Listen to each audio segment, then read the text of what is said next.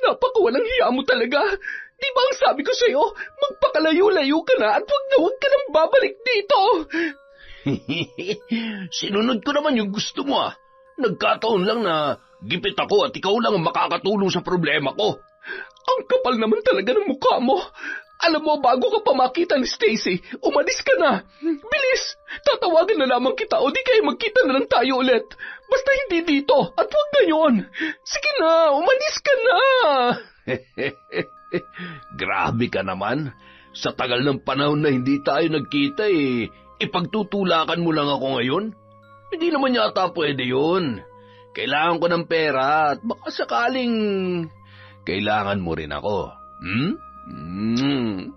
Mami, anong ibig sabihin nito? Siya na ba? Pwede ba umalis ka na lang? Relax. Ito na nga, aalis na. Hihintayin ko ang tawag mo, ha? Sinundan ko ng masamang tingin ang lalaking kausap ni Mami nung mga oras na yon, bago ko binalikan ang aking ina na noon ay agad nang sumakay sa loob ng kotse. Mami, sandali. Ano pa? Hindi mo ba talaga sasagutin ang tanong ko? Sino ba yung lalaking yun sa buhay mo? May relasyon ba kayo? May iba ka bang lalaki? Stacy, pwede ba? Marami na akong pinoproblema, kaya huwag ka nang dumagdag pa. Huwag ka na maraming tanong. Yung nakita mo, wala yung ibig sabihin. Wala kaming relasyon. Walang ibig sabihin? Hinalikan ka niya tapos sasabihin mo wala lang?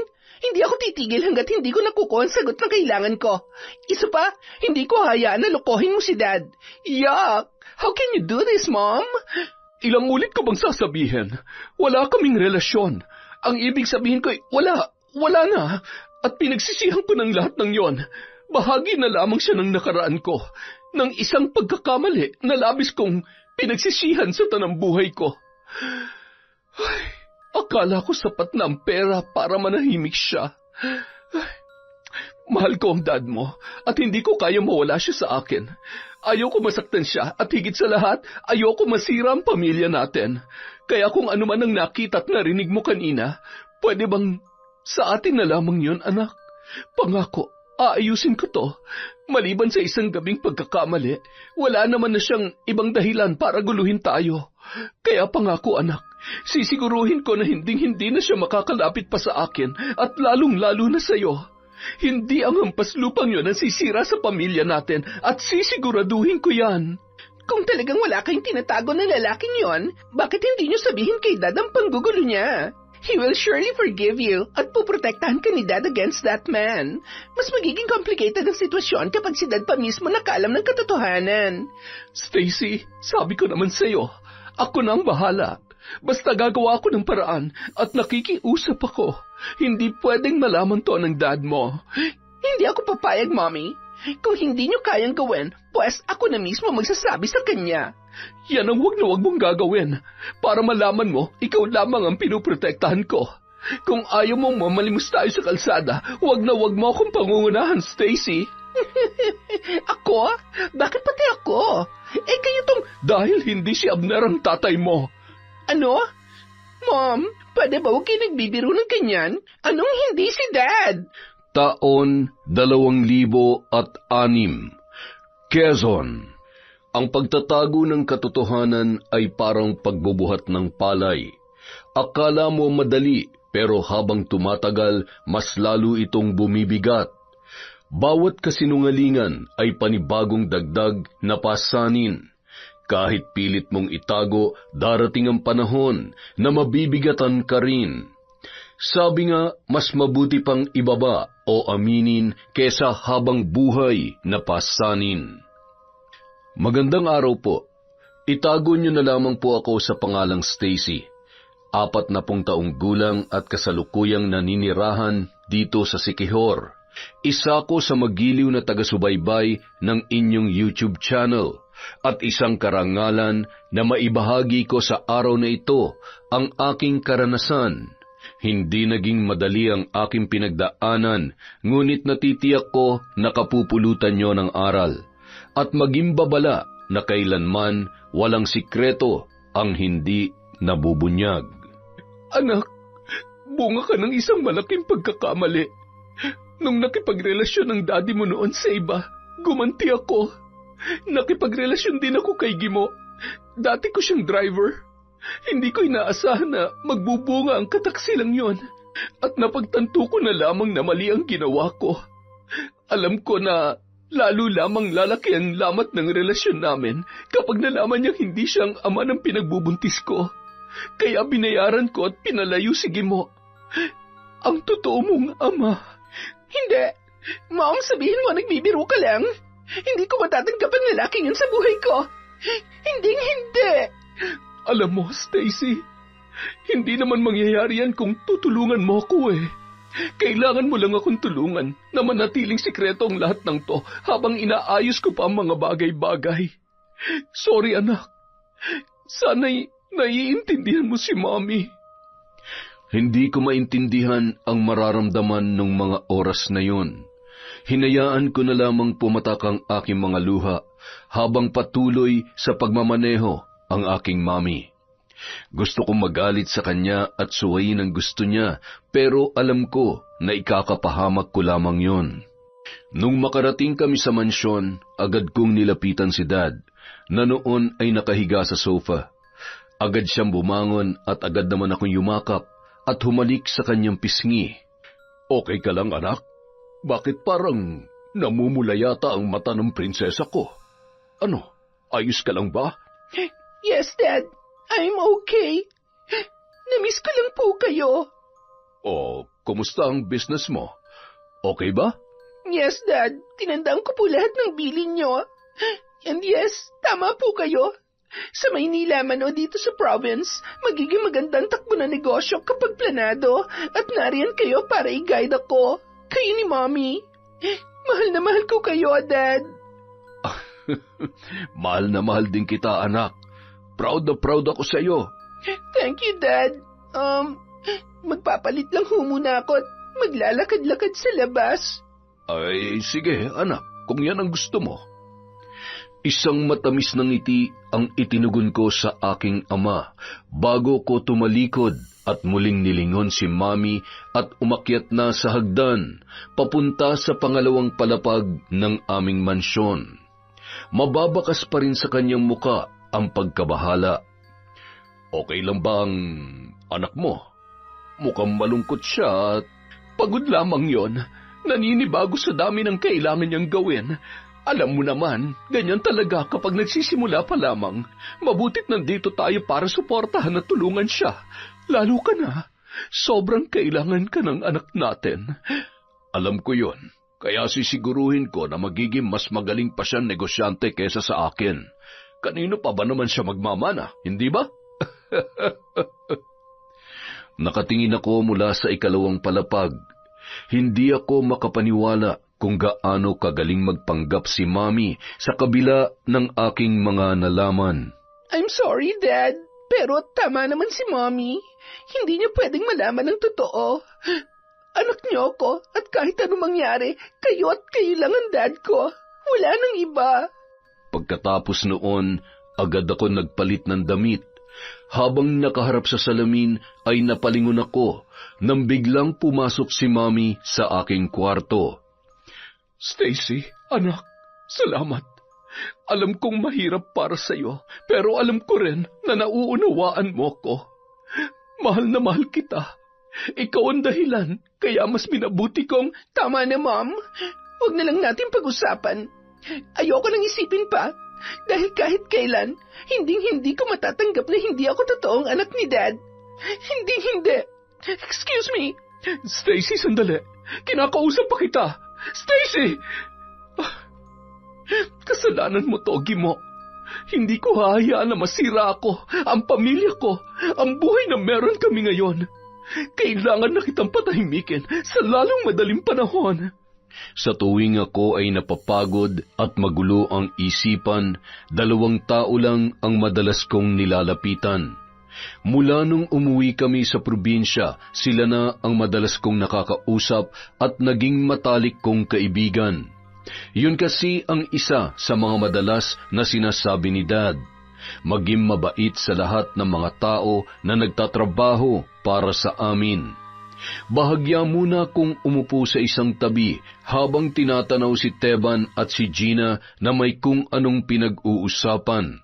Nakangiti akong pinagmamasdan ng dalawa nung mga sandaling yon. Ang sakit ng likod ko. Hindi bale, konti na lang naman. Tama na kasi yan. Magpahinga ka na. Kayang-kaya na yun ni Man Lucas. Pagpahingain mo naman yung galit na galit mong muscles. Tingnan mo, konting-konti na lang. Malalamangan mo na ako eh. Nako, huwag kang nga mag-alala. Ako pa ba? Kayang-kaya ko pa. Konti na lang naman yon. Siguro mga 6 na sako na lang. At saka, kapag hindi na ako tumulong, malilintikan ako sa tatay ko. Kanina pa nga nakasimangot eh. Napapagod na rin siguro.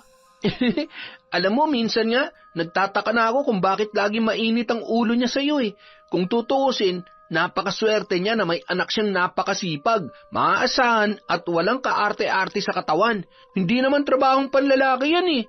Tsaka, di ka man lang pinag-aral sa kolehiyo, di sana mas magaan ang trabaho mo ngayon. Maraming beses na namin pinagtalunan ni tatay yan hanggang sa natanggap ko na lang.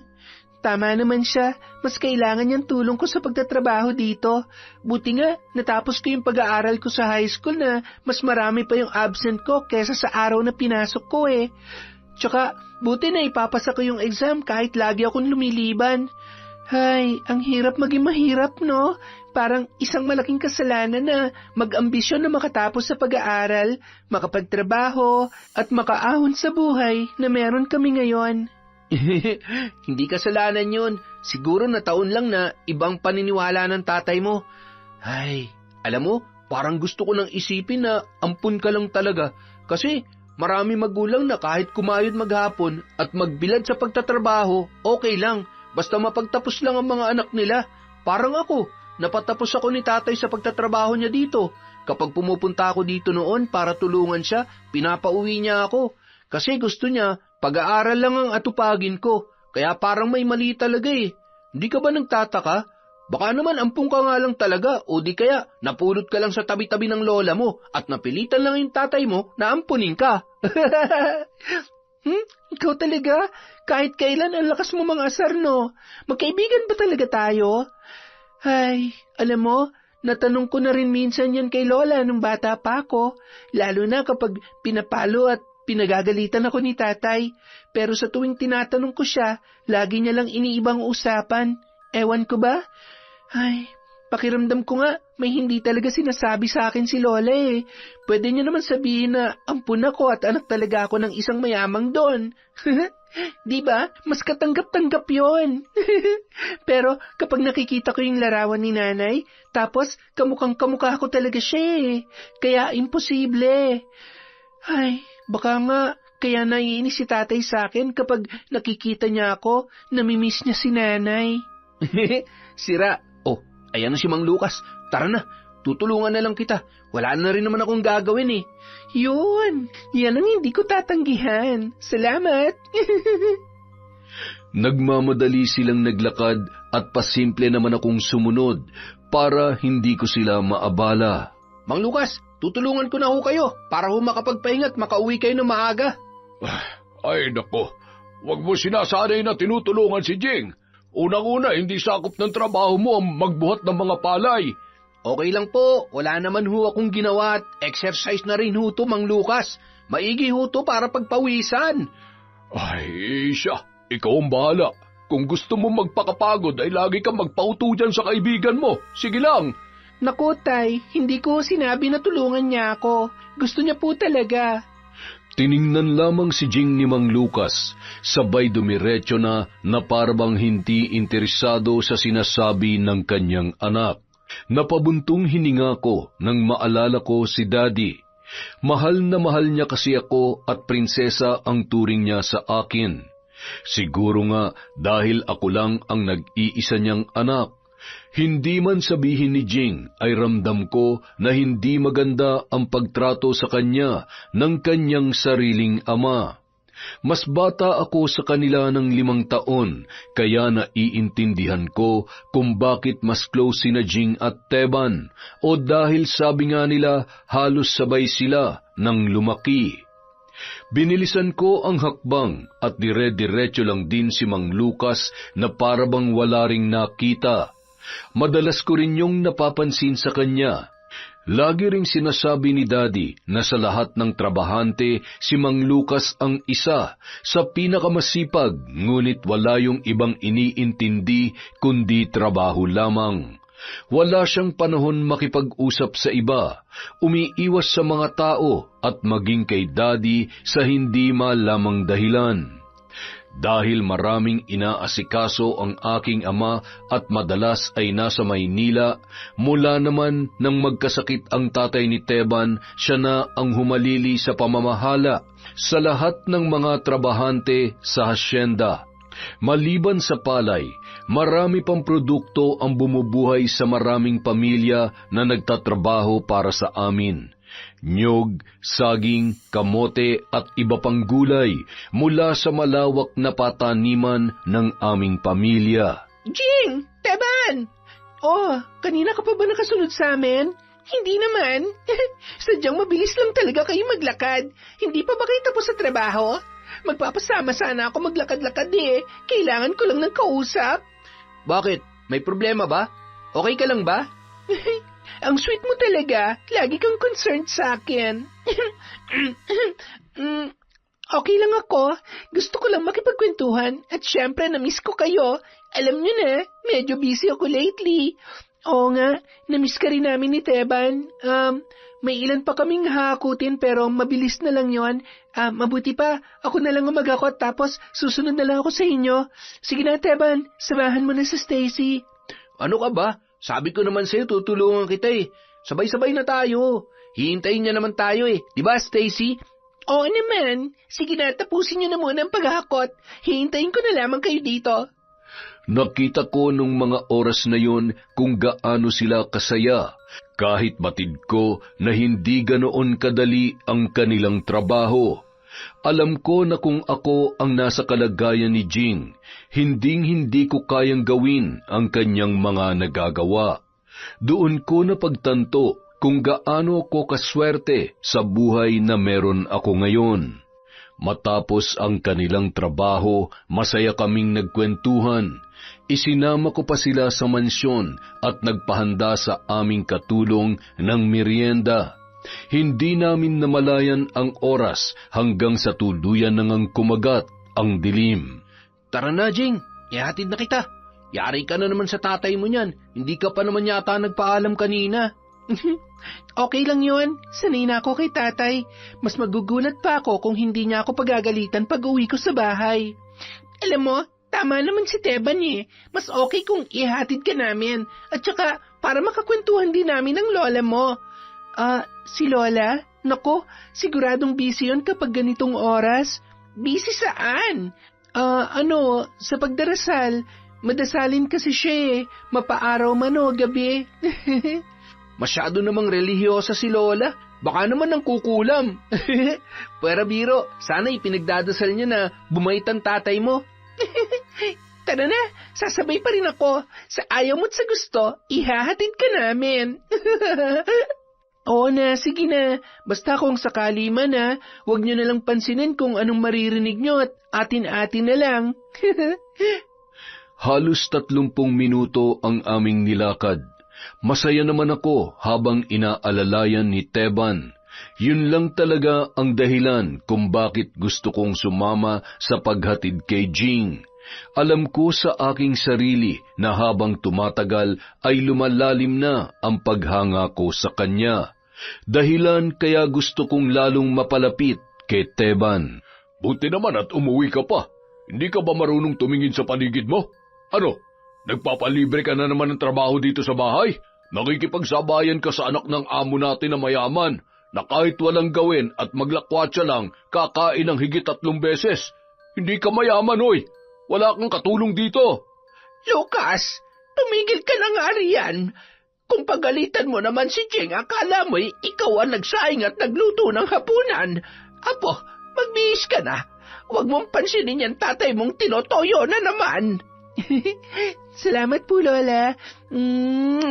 Ayan, kaya lalo lumalaki ang ulo niyan dahil kinukonsinti mo eh. Manahimik ka na. Kapag ako napikon sa'yo, hihilahin ko yung dila mo. Lagi mo nalang pinag-iinitan ng apo ko. Sumusobra ka ng lintik ka. Pakinig ang mga boses na yun sa labas ng tarangkahan, kung saan na natili kaming nakatayo ni Teban. Ganyan kaya sila araw-araw? Oo, madalas. Naaawa na nga ako kay Jing eh. Hindi ko talaga maintindihan kung bakit saksakan ng sama ng trato sa kanya ng tatay niya. Alam mo yun, para bang hindi niya anak? Ay, Kawawa naman siya. Halika na, bumalik na tayo sa mansyon. Gusto mo bang sumabay sa amin maghapunan? ha? Ano? Sa susunod na lang siguro. Kailangan ko munang umuwi sa bahay. Ilang araw na rin kasi akong hindi nakakabisita dun eh. Dami kong inaasikaso nito nakaraan. Wala eh. Hindi na rin talaga kaya ni tatay magtrabaho pa, kaya ako na lahat. Ang sipag mo talaga, no? Sige, sa susunod na lang kapag may oras ka. Oo, sana kasabay din natin si Jing para masaya. Hindi ko alam kung bakit sa tuwing binabanggit niya ang pangalang Jing, ay nakakaramdam ako ng selos, lalo na kapag nakikita ko ang mga ngiti sa kanyang labi kapag binabanggit niya ang pangalang yun. Nang makarating kami sa bahay, dumiretso na siya sa kanyang kubo kung saan siya madalas na natutulog. Malapit din yon sa bodega ng mga palay at iba pa. Inihakbang ko na ang aking mga paa papasok sa mansyon nang hindi ko na maabot ng tingin si Teban. Mula sa tagiliran ng aming bahay ay may narinig akong boses. Dahan-dahan kong inihakbang ang aking mga paa hanggang sa maging malinaw sa pandinig ko ang lahat.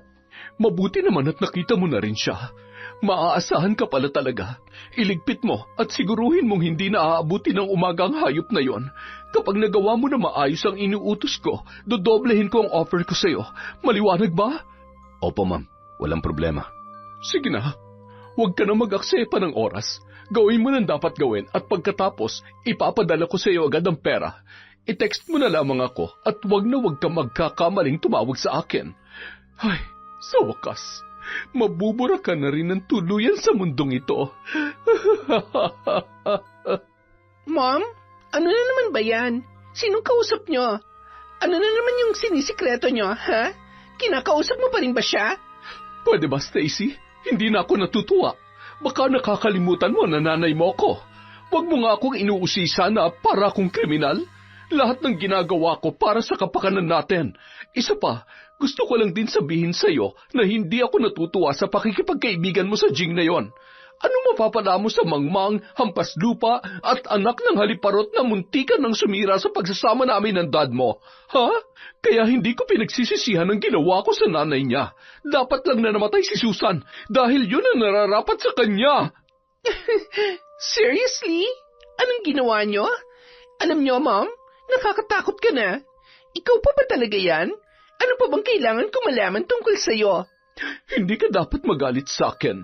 Ginawa ko lamang kung anong tama. Siniguro ko na hindi mawawala sa akin ang daddy mo. Asawa niya ako, kaya may karapatan ako magalit sa babaeng ahas na yon. Di ba? Ang kapal na mukha para mga liwa samantalang bagong kasal lamang sila noon ni Lucas. Sa sobrang galit ko, pinabarang ko siya. Pinasakitan hanggang sa huling sandali ng buhay niya. Maswerte nga siya dahil kahit paano ay nakaligtas ang batang nasa sinapupunan niya. Kaya nga buhay si Jing. Pero hindi ko hahayaan na magkalapit kayo. At ikaw pa maging tulay para lalo siya mapalapit sa dad mo. Hindi siya nababagay sa pamilya natin. Tama nang habang buhay siya maging alipin. Pasanin ang bawat sako ng palay at hanggang doon na lamang siya. Mom, hindi kaya posible kayang anak ni Dad si Jing? Kaya siguro... Hindi si Abner ang ama niya. Nasisiguro ko yan. Kung sakali man, huwag mong sabihin na handa kang tanggapin bilang kapatid ang babaeng yon. Kaya mo bang may kahati sa dad mo? Gusto mo ba yon? Ay, hindi ko alam. Pero sa ngayon, wala akong nakikitang mali sa pagkakaibigan namin, Mom. Hindi na ako bata para diktahan niyo kung sino ang dapat kong kaibiganin. Isa pa, wala naman siyang kasalanan sa inyo, o sa akin. At lalong hindi niya kasalanan kung ganong klase ng babae ang nanay niya. Sige, kampihan mo siya. Baka nakakalimutan mo na kung anong puno, siya rin ang bunga. Hindi totoo yan. Dahil hindi ako magiging katulad nyo. Excuse me. Abat, Stacy! Naging matigas ang loob ko noon kay Mami. Galit ako sa kanyang mga ginagawa. Kahit pilit kong iniintindi kung bakit nakakagawa siya ng mali. Siguro katulad ko natatakot lang din siya sa maaaring mangyari kapag lumabas na ang katotohanan. Katulad niya, hindi ko rin kayang harapin kung ano ang totoo. Sa paglipas ng mga araw, sa kabila ng pagod at problema na aking pinagdaraanan, nakakalimutan ko yon kapag kasama ko sina Jing at Teban. Mas lalo ko ring ginagalingan sa negosyo at sinisiguro na magiging mas proud pa sa akin ang aking daddy. Isang araw, bandang 4:00 ng hapon, masaya kong tumungo sa may labas ng kubo ni Teban. Doon ko sila hinihintay kapag gusto ko ng makakausap. Ngunit hindi ko inaasahan na yun ang magiging dahilan kung bakit unti-unting magkakalamat ang aming pagkakaibigan. Sabi ko naman sa'yo, kailangan mo rin magpahinga. Alam mo namang masama ang pakiramdam mo at nilalagnat ka. Pumasok ka pa rin. Okay lang naman ako. Kaya ko pa. Halika na. Tutulungan mo naman ako, di ba? Ako na lang. Dito ka na lang muna sa kubo. Matulog ka at uminom ka muna ng gamot. Ano ka ba? Kaya ko pa nga eh. Oh, bakit? Nahihilo ko. Oh, umupo ka muna dito. Yan. Ay, alam mo to yung sinasabi ko eh. Kung makapagtrabaho ka, akala mo para kang kalabaw. Kung umasta ka, para kang lalaki na napakalakas at walang pakundangan. Pwede ka naman magtrabaho dito na mas magaan at kayang trabahuin ng babae. Pwede ring mag-apply ng trabaho sa bayan. Gusto mo ba talaga maging kargador sa tanang buhay mo? Ay, alam mo naman na ito na naging buhay ko eh. Isa pa, alam mo rin na kailangan kong sundin ang gusto ni tatay. Magagalit lang siya kapag sinuway ko siya. Bakit? Huwag mo nga akong tinitingnan na parang awang-awa ka sa akin. Pambihira ka naman eh. Okay lang ako. Hindi ka okay. Kinakaya mo lang, Jing. Alam mo, sa totoo lang, akong nahihirapan na nakikita ka sa ganyang sitwasyon eh. Ha? Jing, mahalaga ka sa akin. Nag-aalala ako sa'yo. Mas nahihirapan ako kapag nakikita ko na nagkakaganyan ka. Siyempre, best friend tayo, di ba? Ikaw talaga ang drama mo. Ha? Bakit? Mahal kita, Jing. At wala akong ibang gusto kundi ang mapabuti at nasa maayos kang kalagayan. Huwag mong ikulong ang buhay mo sa trabahon to dahil lang sa takot mo sa tatay mo. Ikaw pa rin ang magdedesisyon para sa sarili mo. At ako, nandito lang ako para samahan ka. Kaya huwag kang matakot. Hindi mo alam kung anong sinasabi mo. Hindi naman yung ganun kadali eh. Si tatay na lang at si lolang meron ako. Kahit ganun siya sa akin, tatay ko pa rin siya. Pamilya ko na lang ang meron ako. Kaya kahit ganito kahirap, magtitiis ako. Hindi pa rin naman ako nawawala ng pag-asa na darating ang araw na masasabi ni tatay na mahal niya ako eh. Na proud siya sa kasipagan ko. Mahigpit na niyakap ni Teban si Jing habang humahagulhol. Hindi awa ang naramdaman ko nung mga oras na yun, kundi selos.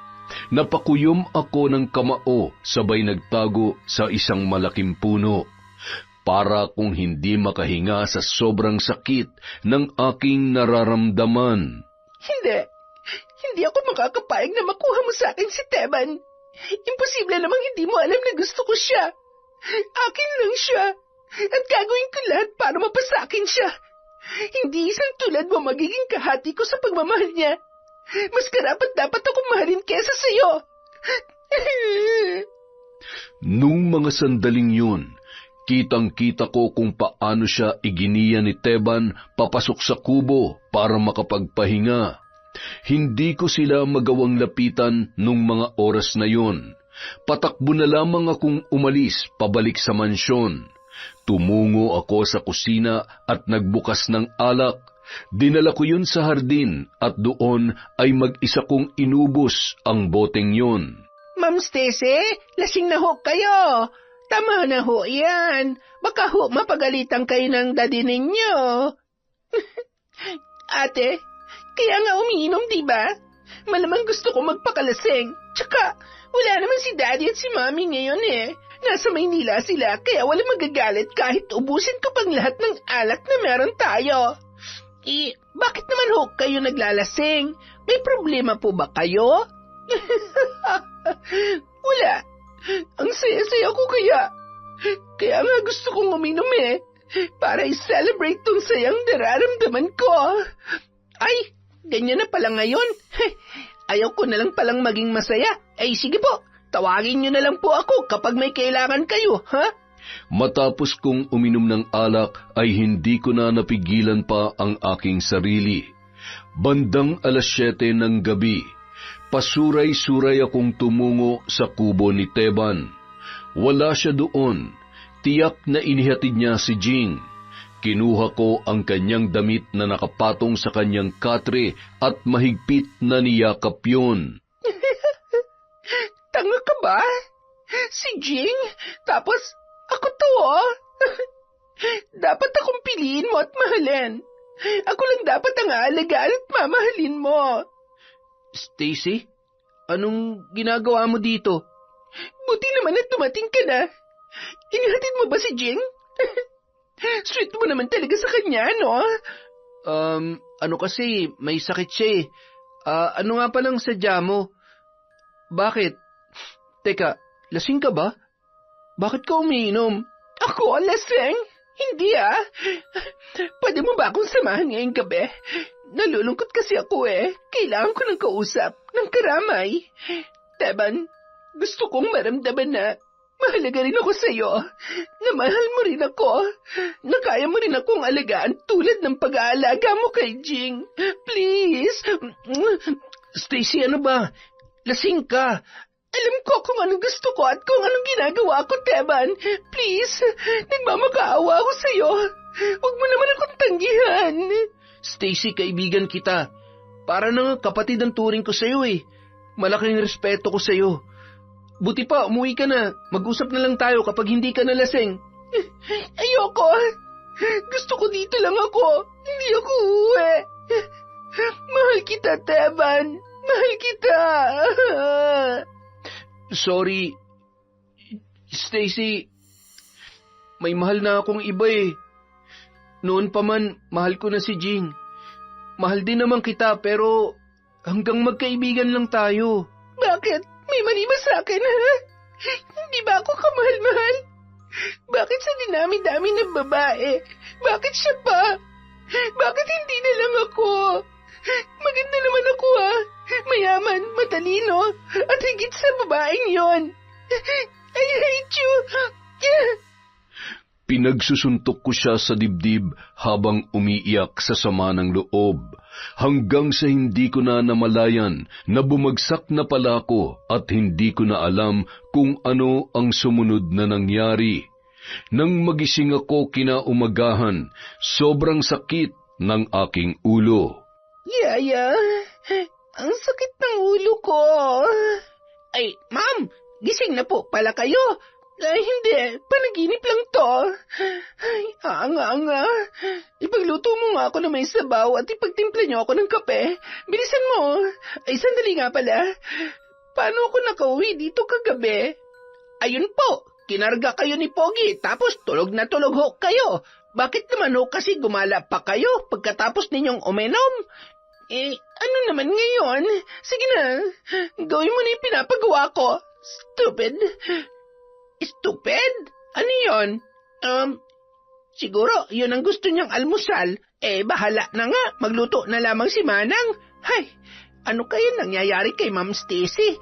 Dati naman mabait siya at malambing. Ngayon, magkasing ugali na sila ng mami niya. Baka ipinasa na sa kanya yung sama ng ugali. Nung sumunod na araw, dumating na sina Mami at Daddy. Nasa silid lamang ako at nagmumukmok. Sabi ko naman sa'yo, ayaw mo kasi makinig. Ayan, hindi ba? Anong napala mo sa pakikipagkaibigan sa kanya? Pareho lang sila ng nanay niya, mga agaw. Magpapatalo ka ba? Hindi pa huli ang lahat. Sigurado magbabago pang isip ni Teban. Ay, siguro naman ngayon naniniwala ka na sa akin. Malabo na magbago pang isip ni Teban. Ay, kapag nagpumilit ako, mapapahiya lang ako. Kaya kailangan kong umisip ng ibang paraan para mapasakin siya. May nabanggit kayo tungkol sa mambabarang? Ano bang kaya nilang gawin? Matutulungan kaya ako nun sa problema ko, Mommy? Pero hindi naman kailangan pumatay. Sapat na sa akin yung pandirihan siya ni Teban. Alam mo, hindi may pagkakaila na anak nga kita. Parang kailan lang galit na galit ka sa mga nagawa ko. But now, sa tingin ko'y naiintindihan mo na ngayon. Anak, mas masakit pa dyan ang naramdaman ko noon. Kaya masisisi mo ba ako?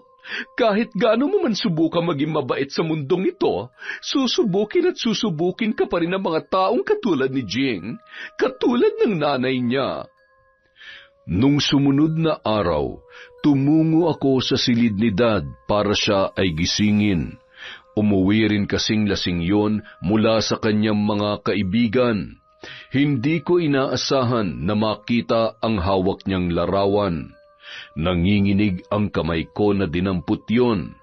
Kamukang-kamukha ni Jing ang babae na kasama niya sa larawang yon. Sa likod noon ay may nakasulat na taon. Ang sulat ni Daddy para sa kauna-unang babae na kanyang minahal. Doon ko napagtanto na hindi talaga si Mami ang unang babae sa kanyang buhay, kundi ang nanay ni Jing. Mas lalong lumakas ang aking hinala tungkol sa pagkatao ng dati kong kaibigan. Isang hapon, nakatanaw ako sa bintana. Nakita ko na magkausap sina Daddy at Jing. Para silang mag-ama na masayang nagkukwentuhan. Nakakatuwa kang bata ka, oh. Alam mo, sa tuwing nakakausap kita, naaalala kong kakulitan ng nanay mo. Aba, close po pala kayo ni Nanay. Ngayon ko lang po nalaman yan. Alam mo, sa totoo lang, wala kayong pinagkaiba ng nanay mo sa itsura, pananalita at kasipagan. Pero mas masipag ka. Ni minsan hindi ko nakitang nagbuhat ang nanay mo ng palay. Hanga ako sa lakas mo, iha. Bata pa lang po kasi ako. Sinanay na ako ni Tatay Lucas, kaya... Kung ako sana naging ama mo, hindi sana... Ho? Ano po yon? Ay, maswerte ang tatay mo at ikaw ang naging anak niya. At higit sa lahat, si Susan ang naging asawa niya. Sige na, baka naaabala na kita. Sa susunod na lang ulit tayo mag-usap. Kung pagod ka na, bukas naman. Kayang-kaya ko pa ho, sir. Hindi pa naman po nagre-reklamo tong muscles ko eh. Noon ko lamang din nakita na sobrang saya ni Daddy. Iba yung halakhak at iba ang mga tingin niya kay Jing. Dahil doon, lalong nadagdagan ang galit at selos na aking nararamdaman. Anong tinatanaw mo dyan? Abat? I told you, Mom. Malakas ang hinala ko na. Huwag mo nang ituloy ang sasabihin mo kung alam mong hindi ko rin naman magugustuhan. Bakit? Natatakot kayo malaman ng totoo? O nagbubulag-bulagan lang kayo dahil hindi nyo kayang tanggapin? Hindi mo maamin sa sarili mo, Mom. Natulad ko, hindi tayo kayang mahalin ng taong mahal natin. Yun ba? Na posibleng si Jing ay bunga ng pagmamahalan ni Dad at Susan. Bakit hindi nyo sinabi sa akin na hindi naman talaga kayong babaeng dapat pakasalan ni Daddy? Na ipinagkasundo lamang kayo ng mga magulang ninyo? Tinanong ko si Dad at inamin niya sa akin ang totoo. Oo, pero hindi pa rin maaalis ang katotohanan na pinagtaksilan niya ako. Ang kasal ay kasal. Kahit nauna niya pang minahal yun, hindi yun mababago ng katotohanan na naging kabit siya. Malandi siya at sinira niya ang pagsasama namin ng tatay mo. Kung hindi dahil sa'yo, posibleng tuluyan na akong iniwan ng dad mo. I did everything to save our marriage at protektahan ng pamilya natin. Kaya wala pa rin akong pinagsisisihan sa lahat ng nangyari. At kung mapapatunayan ko na anak niya si Jing, hindi ako magdadalawang isip na isunod siya sa nanay niya. Pwede bang kumalma ka lang, Mom? Ibalato mo na siya sa akin. Kotang-kota na kayo sa impyerno sa dami ng nagawa niyong kasalanan. Mahirap naman na basta na lamang tayong kikilos na hindi natin alam ang buong katotohanan. Kaya ako mismo ang gagawa ng paraan. Pagkasabi noon, patakbo akong lumabas ng bahay para sundan si Jing. Oh, mabuti naman at magaling ka na rin. Kumusta? Namiss ka namin ni Teban. Talaga? Sinabi niya yon? Hindi naman, pero syempre sanay kaming lagi kang kasama. Kaya siguradong tulad ko, namimiss ka rin niya. Tsaka, nag-alala kami para sa'yo. Wala ba siyang sinabi sa'yo? Tungkol saan? Wala. Pwede ba akong sumama sa'yo mamaya? Bakit? Namiss mo ba yung ingay at bangayan namin sa bahay? Oo, gusto ko ring makabonding yung lola mo. Alam mo kasi never kong naranasan na may lola, kaya... Sige, mamaya dadaanan ulit kita dito kapag pauwi na ako. Gusto mo bang isama natin si Teban para may kasama ka pabalik dito sa mansyon? Hindi na. Doon na lang ako makikitulog sa inyo. Ha? Sigurado ka? Nako, banig lang ang higaan namin doon. Malamok at okay lang. Hindi naman ako maarte eh. Sige na, please. Sige, basta okay lang sa'yo ha. At magpaalam ka ng maayos sa mami at daddy mo. Baka hanapin ka at mag-alala sila sa'yo. Tumango lamang ako bilang tugon sa kanya. Pagkatapos ay agad ako nagpalit ng damit at naglagay ng pamalit sa isang maliit na bag na aking dadalhin. Yaya, pasuyo nga po ng ilang groceries. Pakilagay na maayos sa lalagyan. Pakibilisan at paalis na ako maya-maya. Kailangan nyo na po ngayon, ma'am. Malamang, alam mo kahit kailan talaga ang eng-eng mo. Ay, bilisan mo't baka... Ma'am, gaano po karami? Huwag na pala. Ako na lang at baka maubos na talagang pasensya ko sa'yo. Baka gusto mo nang maghanap ng ibang mapagtatrabahuhan. Pikon na ako sa'yo eh. Ay, naku, ma'am, wag naman po. Kailangan ko ho talaga itong trabaho. At saka, wala na ho kayo makikitang katulad ko. As if... Kainis! Ay, ang init ng ulo ni Mama. Parang merong ngayon ah. Ay, tinatanong lang naman eh. Bandang 6:00 ng gabi nang makarating kami sa bahay ni Jing. Buti at pinayagan ka ng mami at daddy mo. Ay, wala kami masarap na pagkain na ihahain sa inyo, ma'am. Hindi kami mayaman kaya pagpasensyahan mo na. Wala akong problema. Ito nga po pala, may dala po ako para sa inyo. Lola, pasuyo na lang po. Abat, napakarami naman nito. Mga mamahalin at... Hindi pa ako nakakatikim ng ganito ah. Nako, salamat iha. Pagpalain ka nawa ng Diyos. Buti at hindi ka nagmana sa mami mo. Ano po? Wala iha. Salamat dito. Siya nga pala. Anong dahilan at naparito ka? Meron ka bang sadya? Wala naman po. Ano lang po kasi eh. Namiss ko lang ho si Jing, kaya naisipan ko pong sumama sa kanya. At syempre ho, excited ho ako makilala kayo. Makipagkwentuhan. Ay, ganoon ba? Sinungaling. Manang-mana ka sa nanay mong mapagkunwari. Sigurado akong may malalim na dahilan ang pagpunta mo rito.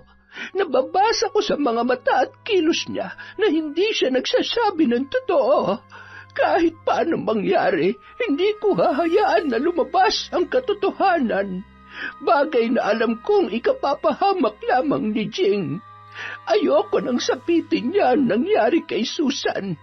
Hindi pa sapat ang aking lakas para kalabanin ang itim na kapangyarihan ni Minda. Batid ko na siya mambabarang na pumatay kay Susan. Bagay na hindi niya maitatago sa akin dahil nararamdaman ko ang lakas ng itim na kapangyarihan na bumabalot sa kanya. Lola, sino pong anak nyo? Si Aling Susan po ba o si Mang Lucas? Si Lucas? Bakit mo na itanong? Wala lang po. Hindi po magkamukha si Mang Lucas at Jing eh. Kamukha niya po siguro ang nanay niya, no? Ay, oo. Kamukhang-kamukha nga. Sabi ko na nga ba't interesado siya sa pagkatao ng apo ko. Nararamdaman niya kaya na magkapatid sila? Ano na naman kaya ang pinaplano ng mga hayop na ito? Huwag niyong pakikialaman ang apo ko, dahil hindi ko na kayo mapapatawad sa oras na maagrabyado siya. Kung kinakailangan kong tuluyang makipagkasundo sa dilim ay gagawin ko upang tuluyang harapin ang nanay mong itinatago sa maamong muka ang pagiging isang mambabarang. Bandang 10:00 ng gabi, pasimple akong bumangon habang mahimbing na silang natutulog. Agad kong binuksan ang isang album. Kumuha ko ng larawan na kakailanganin ko at dali-daling nilagay sa aking bulsa. Umupo muna ako sa isang silya at nagpalinga-linga sa bawat sulok ng kanilang bahay. Maliit, masikip, ngunit maayos naman. Halos mapatili ako nang may humawak sa aking balikat. Hindi ka ba makatulog? Meron bang bumabagabag sa iyong isipan? Alam mo, Iha, may mga bagay na kailangan nating pag-isipan ng maraming beses.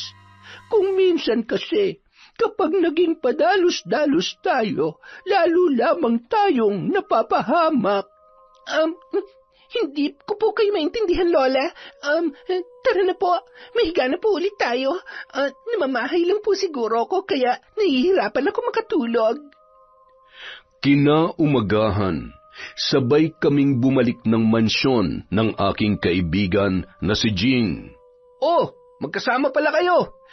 Oo, alam mo naman yung kaibigan nating yon. Medyo makulit kaya pinagbigyan ko na at baka magtampo pa. Mukha namang nag-enjoy siya kausap si Lola kagabi.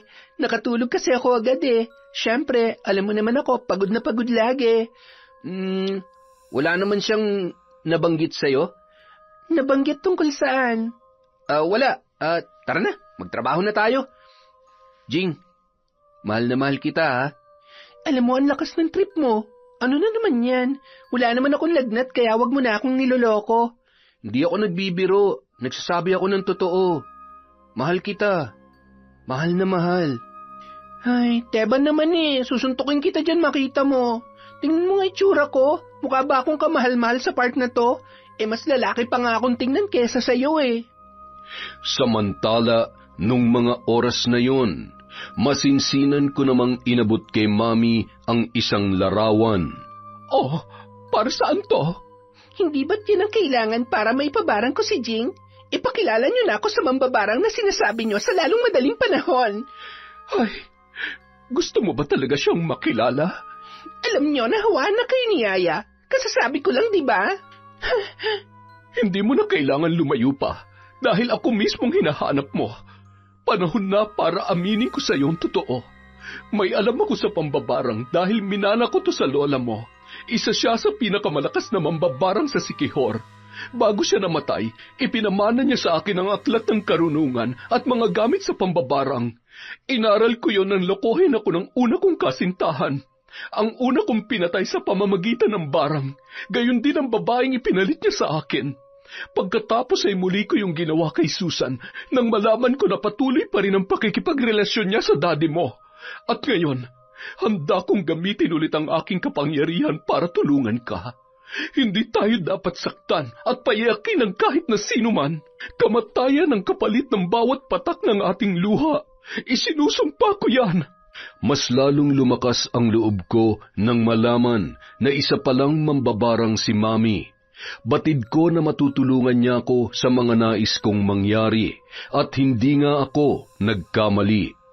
Ilang araw lamang ang lumipas, hindi na nakapasok pa sa trabaho si Jing. Ang sabi ni Mang Lucas, hindi raw yun makalakad at sugat-sugat ang buong katawan.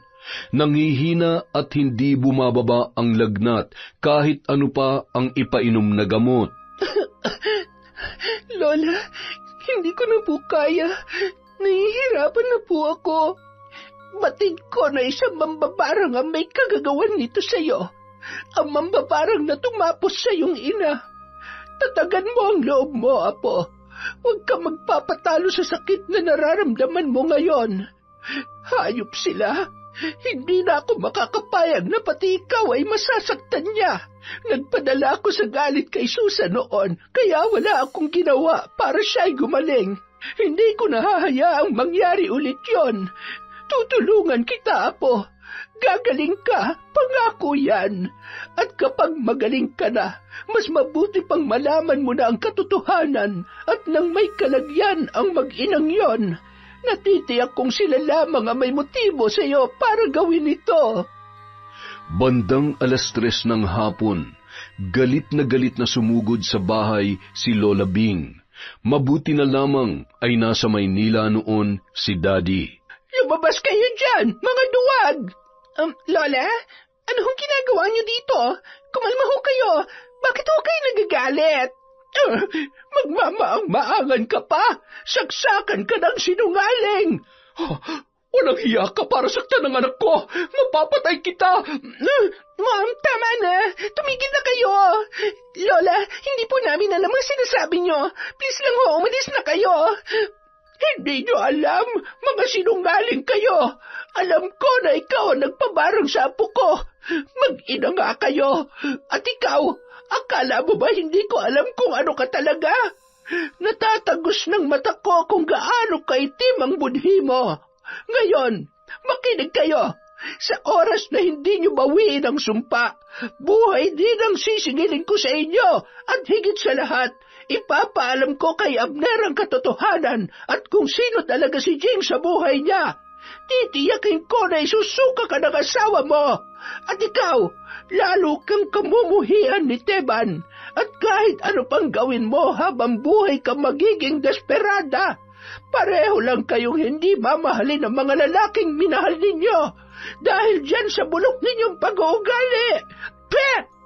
Galit na umalis si Lola Bing habang hindi naman namin malaman ni Mami kung ano ang gagawin. Naroon ang ilang mga kasambahay na nakatingin na parabang punong-puno ng panghuhusga sa aming mag-ina. Itikom niyo yung mga bibig niyo kung gusto niyo pang magtagal sa trabaho. Huwag niyong sasabihin sa sir niyo kung ano man ang narinig o nalaman niyo. Bumalik na kayo sa trabaho, mga chismosa, buwisit! Anong gagawin natin, Mommy? Paano kung sabihin nga na matandang yun kay Daddy kung anong totoo? Paano na tayo? Huwag ka mag-alala, akong bahala dahil habang buhay ko na silang patatahimikin. Pagsapit ng gabi, mula sa di kalayuan ay pasimple kaming nag-abang ng aking ina. Mom, baka may makakita sa atin dito. Ano ba kasi pinaplano mo? Manood ka kung paano paulanan ng bala ng mga taong binayaran ko ang bulok nilang pamamahay at kung paano sila tutupukin ng apoy. Siguradong hinding-hindi na sila makakalabas ng bahay na yan. Nung mga oras ding yun, isang grupo ng kalalakihan ang nakasakay sa isang lumang sasakyan at walang awang pinagbabaril ang bahay ni Jing.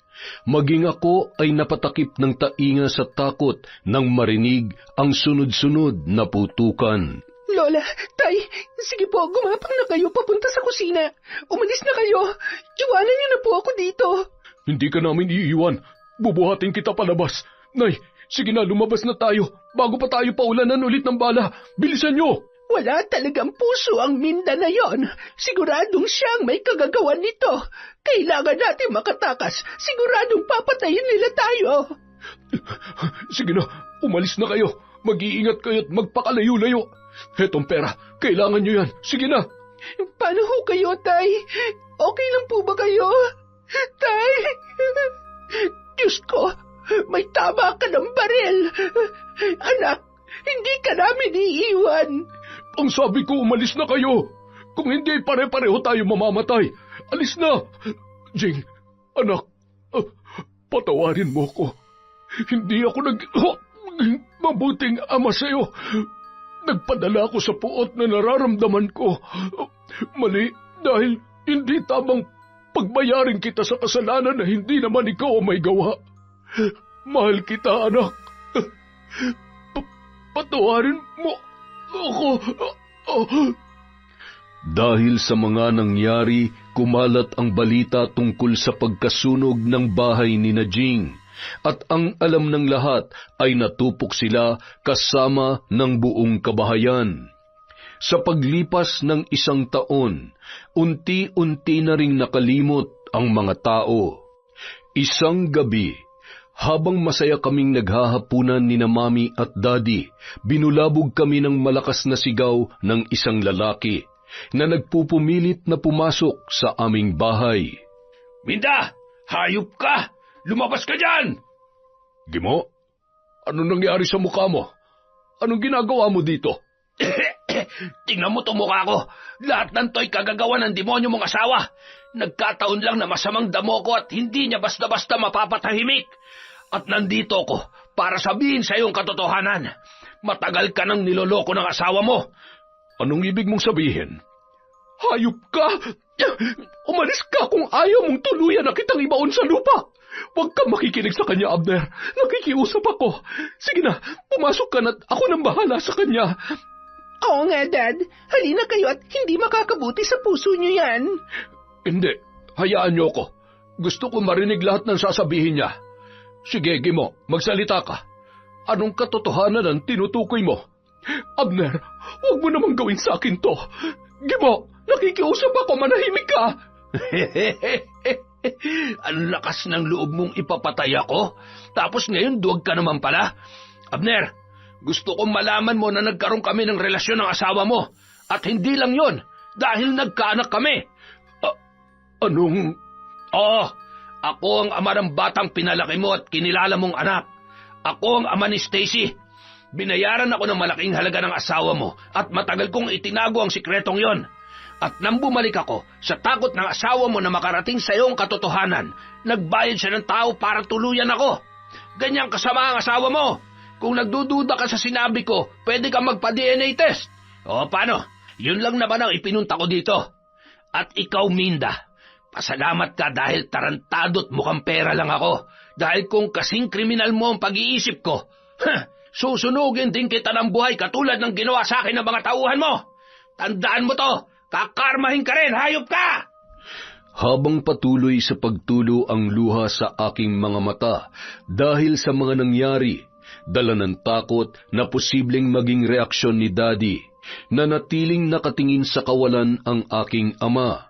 Umalis naman si Gimo na parang wala lamang nangyari, habang si Mami naman ay naninikluhod sa harapan ni Daddy. Abner, hayaan mo ako magpaliwanag. Patawarin mo ako. Hindi ko sinasadyang... Tama na! Ayoko na makarinig pa ng kahit anong kasinungalingan na galing sa'yo. Sapat na sa akin ang ilang dekada na niloko mo ko. Ikaw, Stacy, alam mo ba? May alam ka ba? Ano pa bang nililihim niyo sa akin, ha? Hindi mo ako masisisi. Ikaw ang nagtulak sa akin na gawin ang lahat ng yon. Dahil sa ating dalawa, ikaw ang una nagtaksil, hindi ako. Alam mong bago pa tayo ikinasal, may mahal na akong iba. Maniwala ka't sa hindi, pinag-aralan kong mahalin ka.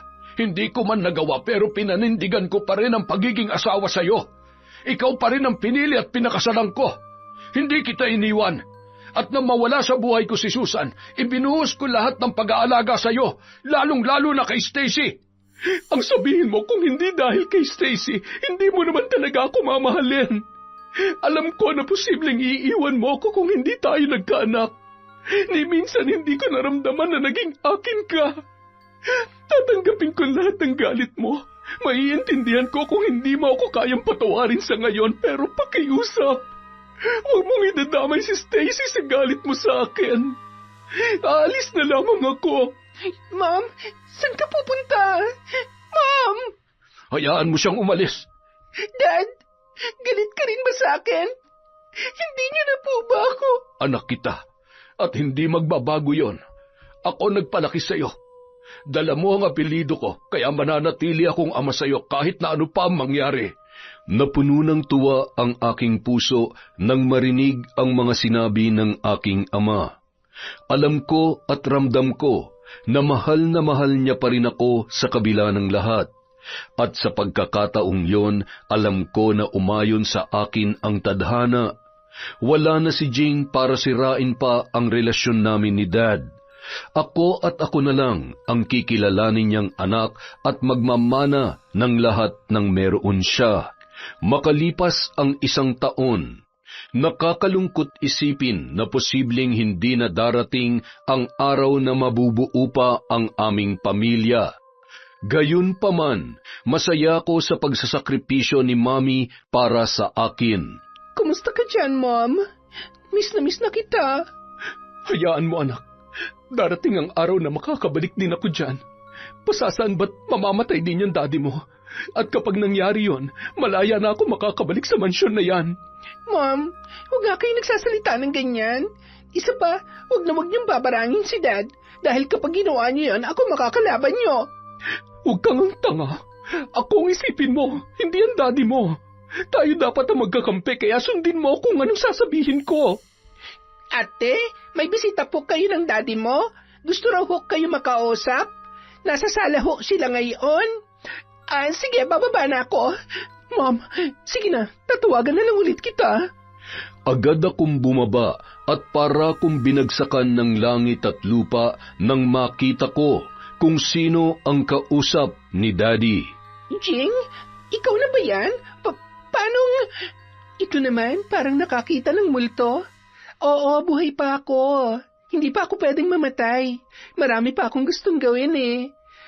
Ay, alam mo kasi kung nagpakita ko agad, siguradong paulit-ulit lang kaming ipapapatay ng taong nagtangka sa buhay namin ng gabing yon. Ang mga walang awang pumatay kay tatay. Pero naiintindihan ko naman kung bakit nangyari yon. Dahil may mga tao talagang sadyang maitim ang budhe. Hindi ba, Stacy? At ngayon, mas malinaw ng lahat dahil nahuli at nagsalita ng mga tauhan ng mami mo. Si mami? Oo, mamamatay tao ang mami mo at wala siyang kasing sama. Palihim kaming humingi ng tulong sa daddy mo dahil wala namang kaming ibang malalapitan. Hanggang sa isa pang katotohanan ang lalong nag-ugnay sa akin. Ang daddy mo, siya ang totoo kong tatay. Pasensya na kung inilihim ko muna sa iyo to, Stacy. Gusto ko lang makasiguro na hindi matatakasan ng mami mo ang mga kasalanang nagawa niya. Dad, ngayong nandito na ang anak niyo. Siguro panahon na para... Hindi ka aalis. Sabi ko naman sa iyo, anak kita, hindi ba? Magkapatid kayo kahit anong mangyari at wala akong ibang gusto kundi ang magkasundo kayo. Magkaibigan naman kayo dati kaya hindi na magiging mahirap na pakisamahan niyo ang isa't isa. Agad kong niyakap si Jing, sabay na pahagulhol sa kanyang harapan. Sorry, ako nang humihingi ng tawad sa lahat na nagawa ni Mami sa inyo. Patawad. Kalimutan mo na yon. Ang mahalaga ngayon, okay tayo. Ang ganda mo na. Ang layo-layo mo na sa dati mong itsura. Hindi ka ba nagkasakit? Kunwari ka pang walang alam. Oo. Hindi ko nga alam kung napano ko eh. Akala ko nga, hindi na ako gagaling sa tindi ng ginawa ng mambabarang sa akin. Hindi naman siguro ikaw yon. Hindi rin naman siguro ang nanay mo. Sa tingin mo? Biro lang. Kalimutan mo na yan. Ang importante, magaling na ako. Bahala na ang karmang maningil sa mambabarang na yon. Habang kami ay nag-uusap, siya namang pagdating ni Teban. Mahigpit na niyakap ng lalaki si Jing. Siguro naman hindi ka na magpapakalayo-layo pa ulit. Hindi na namin kailangan dumayo pa ni Sir Abner para lang makita at makausap ka. Ikaw naman, masyado mo naman ako laging namimiss. Huwag ka mag-alala. Kapag kasal na tayo, mananawa ka na sa mukha ko. Asikasuhin niyo na ang kasal na yan. Nasa wastong edad naman na kayo at hindi na ako tututol pa. Alam ko namang mahal na mahal niyo ang isa't isa. May tiwala ako sa iyo, Teban, at karapat-dapat ka para sa aking anak. Teka, kasal agad? Masyado naman kayong excited, ha? Congrats, ha? Masaya ako para sa inyo. Makalipas ang isang buwan, habang nag-aasikaso ng kasal sina Teban at Jing, ay labis ang pag-aalala nila sa kalagayan ng aking ama. Ako ang madalas na nag-aasikaso sa kanya, lalong-lalo na sa pagpapainom ng gamot. Isang gabi, pasimple akong nakinig sa pag-uusap ni Jing at Daddy. Anak, sana'y umabot man lamang ako sa kasal ninyo. Nahihirapan na ako sa kondisyon kong ito. Ay, Hindi ho kaya hindi kayo hiyang sa gamot na iniinom ninyo? Bakit ho kasi mas lalo kayong nanghihina? Hindi naman ho sa pinag-iisipan ko ng masama si Stacy pero hindi po imposible. Lalo na kung hanggang sa ngayon ay lagi pa rin niya nakakausap ang mami niya. Alam niyo naman ho kung paano mag-isip yon. At kayang-kaya niyang paikutin ang sarili niyang anak. tama ka. Sige, gawin mo kung anong nararapat. Salamat po, Dad. Bukas na bukas din, patitingnan ulit kita at ipasusuri ko ang lahat ng gamot na pinapainom sa inyo ni Stacy. Napakapakailamera mo talaga. Hindi maaari. Kapag nagkataon, magsasama kami ni Mami sa kulungan. Ayoko nun, hindi pwede. Kailangan ko nang umalis dito bago pa nila ako mabuking. Humanda ka sa akin. Hayop ka talaga. Lahat na lang inaagaw mo sa akin. Ako na mismo mambabarang sa'yo. Tutuluyan na talaga kita. Nang makaalis kinaumagahan sina Dad at Jing, nagmadali na rin akong mag-asikaso ng aking mga gamit. Papaalis na sana ako nang bigla akong hinarang ni Teban at ng mga pulis. Huwag ka nang tumakas pa. Madadagdagan lang ang kaso mo. Bitiwan niyo ako. Hindi niyo ako pwedeng ikulong. Mga walang hiya kayo. Teban, tulungan mo ako. Kinabukasan, nagulat na lamang ako nang puntahan ako ni Jing sa kulungan. Paano mo nagawa yun? Wala kang utang na loob. Masyado kang makasarili. Napakasama mo. Ako pa makasarili? Wala ka nang ibang ginawa kundi ang gawin ng lahat sa akin. Si Teban, si Dad, lahat na lang kinuha mo. Wala akong kinukuha sa'yo dahil lahat ng meron ka, akin yon. Matagal ka nang nakinabang, hindi ka pa rin nakontento.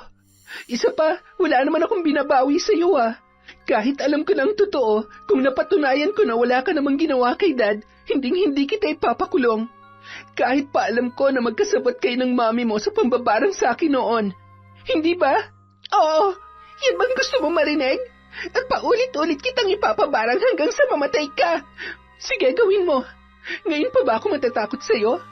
Tandaan mo, ano man ang gawin mong kasamaan laban sa akin, hindi ka magtatagumpay. Bitter? Nakakaawa ka, desperada. Ilang taon ang lumipas hanggang sa magkaroon na ako ng pagkakataon na takasan ang aking kasalanan. Nagpanggap akong baliw kaya nadala ko sa isang mental institution hanggang sa makatakas ako at naghanap ng pagkakataon na bumangon at gumanting muli kay Jing. Pagsapit ng araw na yon, huli na ang lahat dahil kasal na sila ni Teban. Nakita ko kung gaano sila kasaya habang nagdadalang tao na ang aking karibal. Si Dad naman malakas na rin at abala pa rin sa kanyang mga negosyo. Samantalang ako nagtatago at nagmamanman lamang sa kanilang buhay habang miserable na para na ring pinapatay nang makitang masaya si Jing sa lahat ng meron siya. Magpakasaya ka na dahil sisiguruhin ko na isa sa mga araw na ito, luluha ka ng dugo. Gagawin kong impyerno ang buhay mo. Isang araw, habang suot ko ang uniforme ng nurse at dumiretso sa isang silid sa ospital kung saan naroon ang mga bagong silang na sanggol, nakangising nilapitan ko ang mahimbing na natutulog na anak ni Teban at Jing. Matagumpay kong nakuha ang bata. Dinala ko yon sa malayong probinsya at doon ay sinubukan kong mamuhay ng payapa kasama ang bata na akala ko ay kamumuhian ko habang buhay. Ngunit ang batang yon ang nagturo sa akin ng totoong pagmamahal. Ngunit sadyang mapagbiro ang tadhana kung kailan natuto na akong makontento sa buhay na meron kami ng aking anak, saka naman ako dinapuan ng napakaraming sakit na wala ng lunas. Alam ko sa aking sarili na ako ay binabarang dahil sa mga bangungot na gabi-gabing dumadalaw sa akin. Gabi-gabi kong naririnig ang hinagpis ng isang ina na nawalay sa kanyang anak. Habang nagsusulat si Jeya na noon ay nasa 7 taong gulang na, ay tinawag ko siya. Anak, kung sakaling hindi talaga ako ang nanay mo at bibigyan ka ng pagkakataon na bumalik sa tunay mong mga magulang, babalik ka ba? Sumagot siya na ako lamang ang kanyang ina. Ngunit kung sakali daw ay papayag siya, pero dapat kasama pa rin ako. Mahal na mahal ako ng batang yun. Pangarap niya na maging doktor at siya raw ang magbibigay lunas sa aking karamdaman. Mahal na mahal ka rin ni nanay. Sana mapatawad mo ako sa lahat ng mga kasalanan ko. Kasalanan? Ano po yun? Hindi ko na nagawang sagutin ang kanyang katanungan at mahigpit ko na lamang siyang niyakap. Nay, dumudugo po ang ilong ninyo. Ano po mga yan? Bakit po napakaraming bulate? Nanay, ang mga sugat niyo may mga lumalabas pong insekto. Ano pong gagawin natin? Hindi talaga nila ako titigilan hanggat hindi kita na ibabalik sa kanila. Hindi ako ang tunay mong ina. Inilayo lang kita sa totoo mong mga magulang. Nay, huwag po. Hindi po totoo yan. Hindi niyo po ba ako mahal? Gusto niyo lang po ba akong ipamigay dahil may sakit kayo? Kaya ko po kayong alagaan. Ayoko po magkahiwalay tayo. Gusto ko pang makitang lumaki ka at magtagumpay sa buhay, anak. Kaya kahit masakit, kailangan kitang ibalik. Patawarin mo ako. Sumuko ako sa mga kapulisan at ng araw ding yun, ipinahatid ko ang aking anak sa mga totoo niyang magulang. Habang nasa 4 na sulok ng selda, hindi yung sakit ko ang papatay sa akin, kundi ang sakit ng mawalay kay Jeya. At hindi ko rin alam na yung anak ko pala mismo ang magliligtas sa akin at magbibigay ng isa pang pagkakataon para maituwid ang aking mga pagkakamali. Nakikiusap po ako. Alam ko ba yung ginawa ni nanay, pero hindi niya naman po ako sinaktan. Minahal niya po ako. Please po, huwag niyo na po siyang ipakulong. Mommy, Daddy, please. Nandito naman na po ako at hindi na po ako mawawala sa inyo. Patawarin niyo na po siya. Anak, hindi madali ang hinihingi mo dahil sa sobrang sakit na pinaranas niya sa akin nang kinuha ka niya. Halos mabaliw ako noon. Halos ikamatay namin ng daddy mo, pero kung yan ang magpapasaya sa'yo, kaya kong magpatawad. Basta ipangako mo na hindi ka na mawawala pa kay Mommy. Mahal na mahal ka namin, anak. Walang mapaglagyan ng tuwa sa puso namin. Sa wakas kasama ka na namin. Babawi kami sa'yo. Pangako yan. Pwede ko bang mayakap ang aking apo? Napakaganda mong bata. Makalipas ang 1 buwan, agad rin akong nakalaya. Ngunit hindi ko maaaring lapitan si Jeya. Unti-unti na ring nanunumbalik ang aking lakas at naghilom na ang aking mga sugat. Humanap ako ng trabaho at hindi ko inaasahan na muling magtatagpo ang landas namin ng tunay kong ama. Stacy, ikaw ba yan? Ano nangyari sa'yo? Anong ginagawa mo dito? Sa inyo po ba itong pwesto sa palengke? Oo, ito na ang kabuhayan ko ngayon. Pwede niyo po ba akong kuning katulong dito? Kailangan ko lamang po ng trabaho. Ano ba nangyari? Huwag mong sabihin na itinakwil ka ng pinakamamahal mong daddy. At yung mami mo, nasaan na? Nabulok na ba sa kulungan? Wala na ho akong balita sa kanya. Kalalaya ko lang din po sa kulungan. Ikukwento ko na lamang ho sa inyong lahat. Sa ngayon, baka sakali hong pagbigyan niyo ako. Tay, sige na po. Ay, isa, matatanggihan ba naman kita? Kahit anong mangyari, anak pa rin kita. Hindi nga lang ako kasing yaman ng Daddy Abner mo, pero kung nasa poder kita, kahit papano ay kakain ka naman ng 3 beses sa isang araw. Sapat naman na siguro yon. Maupo ka muna dyan at ikwento mo mga nangyari. Paano ka ay pinahamak na magaling mong ina, ha? Siguro ay nagpauto ka na nagpauto kaya nangyari sa iyon lahat ng yan. Ay, buhay talaga, oh. Kasalanan ko rin naman po. Mas pinairal kong inggit at selos, kaya ayon. Pero ang mahalaga ho ay natuto ako sa mga pagkakamali ko. Masaya na ho ako nang gumaling ako sa sakit ko. Tapos, nasa maayos ng kalagayan ni Jeya. Si Jeya? Opo, yung anak ni Teban at Jing na ninako ko nung sanggol pa lamang. Anak ng... Ginawa mo yon? Ay, sus Mariosep, kang bata ka, oo. Anak ka nga ng nanay mo. Puro ho kayo bintang kay nanay. Di ba ho wala naman kayo pinagkaiba sa kanya? Pareho naman ho kayo makasalanan. Makalipas ang ilan pang buwan, kahit papaano, nakaipon ako ng pera na pambili ng regalo para sa darating na kaarawan ni Jeya. Nasa labas ako ng gate ng mansyon. Palihim na iniabot ang regalo sa isang kasambahay na ipinaabot ko sa kanya. Mula sa aking kinatatayuan, nakita ko ang marami niyang bisita, ang magandang ayos para sa kanyang birthday party. Yun ang unang pagkakataon na mararanasan niya ang ganong klase ng okasyon.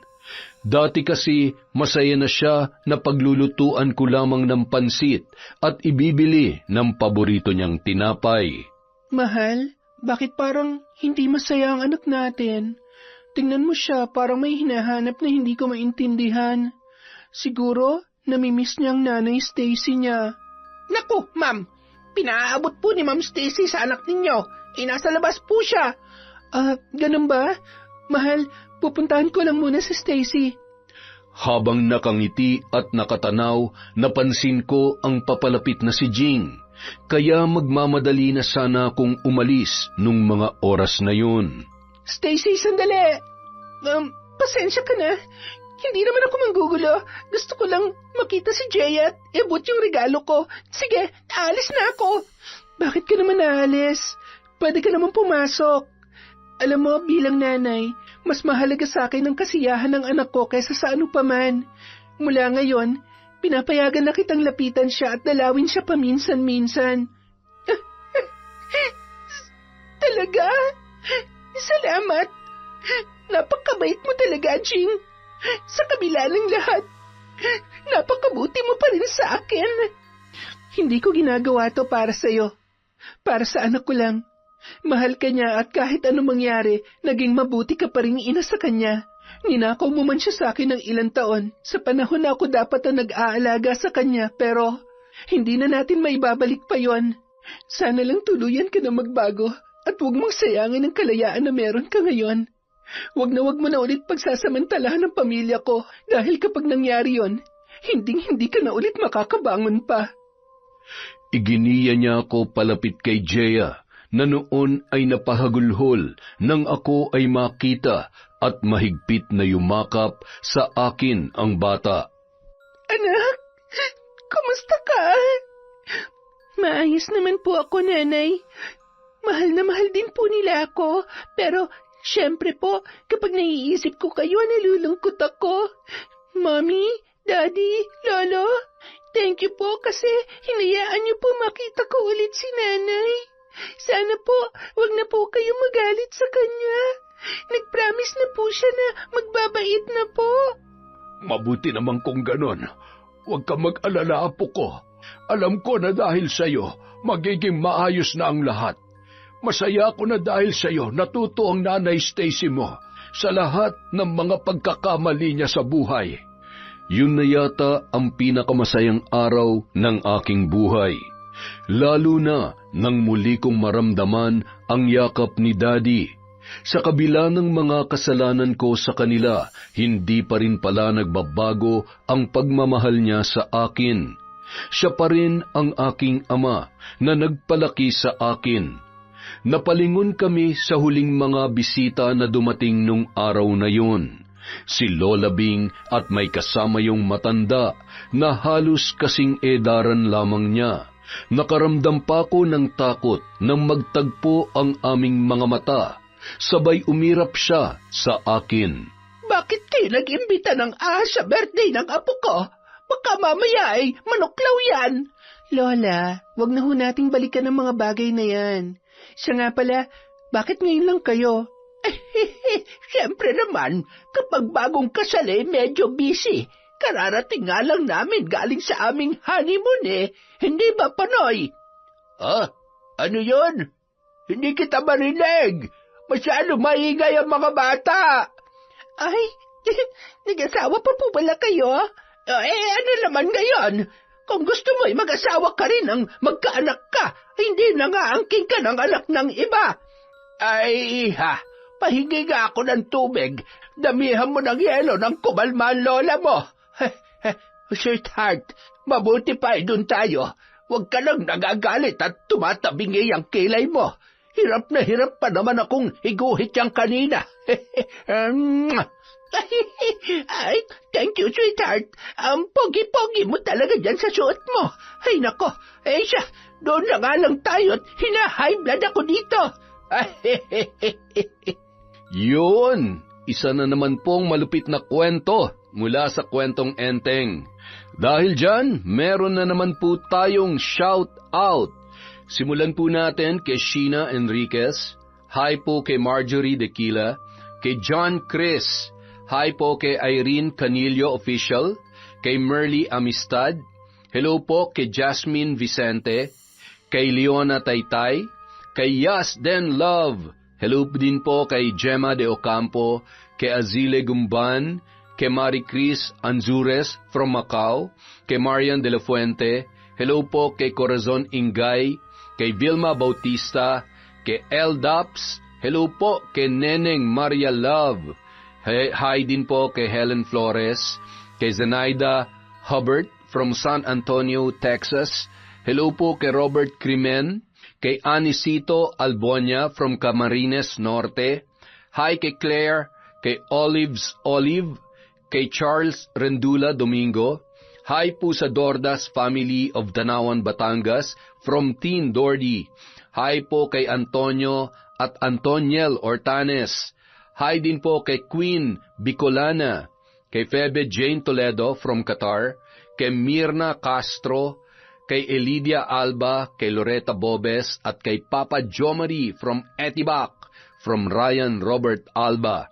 Hi po kay Jessica Rojas, kay Reynaldo Jr., kay Susana Liobrera, kay Luz Aclaro. Hi po kay Rob Monte from Capas Tarlac, kay Edgardo Fontanilla, kay Jessica Sobremonte, kay Jay Espina, kay Romela Terrado, Bob Dylan Dingkong from Marcos Balingasa. Hello din po kay Ramil Fariolin, kay Hilario Patra Jasmine, kay Mercy Grace Yoting, kay Febe Ranyada Toledo. Hi po kay Medellina, kay Ramil Espiritu at Ami Viray from Talim Island. Hello po kay Gay Somodio, kay Finky Rusi 14, kay Ann Lopez Flores.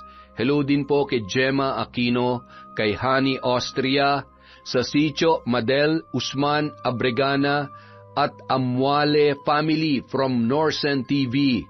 Hi po sa Office 2 family from Top Gaming Tutorials.